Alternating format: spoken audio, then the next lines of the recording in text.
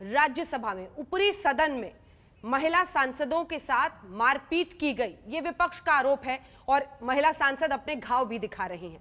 क्या सफाई हो सकती है? ये टकराव की स्थिति क्यों बनी सर? नहीं, मुझे नहीं लगता हमें कोई सफाई की आवश्यकता है।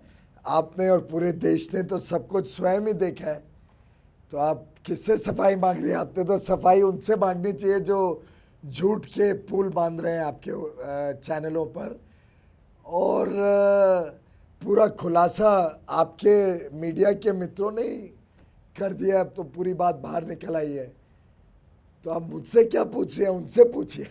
नहीं, लेकिन सर विपक्ष का यह आरोप है कि आमतौर पर 40-50 मार्शल्स चेयर वहां पर और नहीं होते टेबल, हैं। जी सर, आमतौर पर इतने मार्शल्स नहीं होते हैं। एक टकराव की स्थिति के लिए उन्हें बुलाया गया था। जी बहन जी, आज तक कभी संसद ने इतना खराब बर्ताव, इतना अनपार्लियामेंट्री बिहेवियर, इतना भद्दा प्रदर्शन वरिष्ठ सांसदों द्वारा आज तक इतिहास में कभी नहीं देखा। मैं तो समझता हूं उनको शर्मिंदा होना चाहिए। दरअसल सरकार पर जिम्मेदारी होती है सर कि संसद ठीक से चले। राज्यसभा में विपक्ष का आरोप है कि उनकी आवाज को दबाया जा रहा है, लोकसभा में दबाया जा रहा है। अगर वो स्थगन प्रस्ताव देते हैं तो स्पीकर उसको लोकसभा में एक्सेप्ट नहीं करते हैं। जो विपक्ष है उनको उसको मुद्दा नहीं उठाने। और ये पहली बार तो हुआ नहीं सर कि लोग वेल में गए हो या नारेबाजी हुई हो। वेल में जाना और नारेबाजी करना एक प्रोटेस्ट हो सकता है, पर टेबल के ऊपर चढ़ के कातिलाना हमला करना, चेयर के ऊपर इतनी बड़ी वो किताब या फोल्डर फेंकना जिससे स्पीकर या चेयर अगर किसको लग जाता तो पता नहीं कितने बुरी तरीके से घायल होते।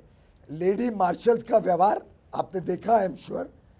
आदमी को स्ट्रैंगुलेट करने की कोशिश करना सिक्योरिटी के व्यक्ति को, तो स्वाभाविक रूप से चेयर और टेबल को प्रोटेक्ट करने के लिए जब ऐसा कातिलाना हमला करे विपक्ष और ये वरिष्ठ सांसदों का बिहेवियर, आई थिंक इतना शेमफुल है कि मीडिया ने तो दिखाना भी नहीं चाहिए कि इस देश की जनता और इस देश के युवा युवतियों में पूरी विश्वसनीयता इस विपक्ष के ऊपर खत्म हो जाए। विपक्ष का कहना है कि हम लोग एकजुट हो गए हैं, इसीलिए सरकार इस तरह से हम पर हमलावर है। वो एकजुट हो अलग अलग हो उससे हमें क्या है? एकजुट नहीं है, उनकी कंपेटिटिव कंपटीशन चल रही है विपक्ष के बीच में। एक व्यक्ति आके टेबल पे खड़े होकर नाचता है, दूसरा व्यक्ति को लगता है पंजाब चुनाव में उसको लाभ होगा, दूसरा व्यक्ति दूसरी पार्टी का आके पूरी किताब ही रूल बुक ही फेंक देता है।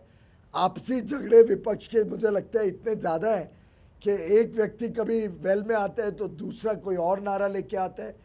कोई संतुलन नहीं है विपक्ष में, और विपक्ष पूरी तरीके से उनका नकाब बेनकाब हो गए हैं।